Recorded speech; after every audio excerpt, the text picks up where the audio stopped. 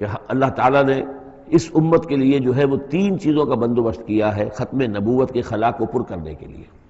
نبوت ختم ہو گئی محمد الرسول اللہ پر، تو جو خلا پیدا ہوا وہ 3 چیزوں سے پر ہوا۔ نمبر 1، قرآن کی حفاظت کا ذمہ اللہ نے لے لیا، جب پہلے تورات کا لیا تھا نہ انجیل کا لیا تھا۔ نمبر 2، ہر صدی میں مجددین کے اٹھانے کا اہتمام کر لیا، ایسے لوگ اٹھاتے رہے، نبی تو نہیں ہوں گے، وہی نہیں آئے گی، لیکن وہ دین کو تازہ کریں گے، دین کی حقیقی تعلیمات جو لوگ بھول چکے ہوں گے دوبارہ یاد دلائیں گے، دین کی اصل حقائق کی طرف متوجہ کریں گے۔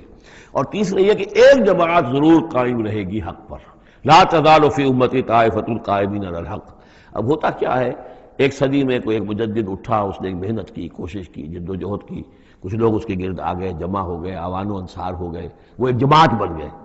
لیکن یہ کہ اگلی نسل میں کیا ہوگا، یہ لوگ جو آئے تھے اس کے ساتھ، یہ تو آئے تھے فیس ویلیو پر، اس کو قبول کرنے کے، یہ دعوت صحیح ہے، لیکن ان کی اولاد اب اس لیے چمٹ رہی ہے کہ ہمارے والد تھے اس جماعت میں۔ اب یہ عصبیت کا ایک سلسلہ شروع ہوا۔ تیسری نسل میں آ کر پھر یہ ہو جاتا ہے، اتنے عرصے میں اس جماعت کا ایک حلقہ بن گیا، اس کے آپس کے دوستیاں ہیں، تعلقات ہیں، لین دین بھی ہے، رشتہ داریاں بھی ہو گئی ہیں، لہذا وہ ایک فرقے کی شکل اختیار کر لیتے ہیں۔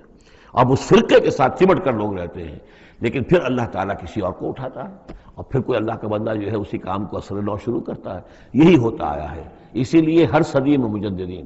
اس لیے کہ تیسری نسل میں آ کر دعوت جو ہے وہ لازماً اس کے اندر خرابی پیدا ہو جاتی ہے۔ اس لیے کہ حضور نے بھی فرمایا، خیر امتی قرنی ثم الذین یلونہم ثم الذین یلونہم،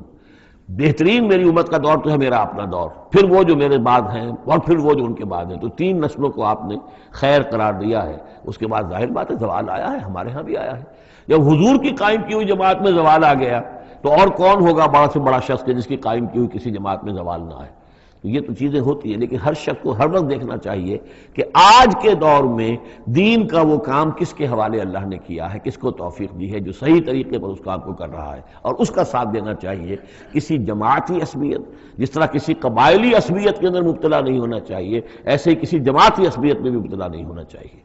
یہ ہے وہ اہم بات جو یہاں آئی ہے۔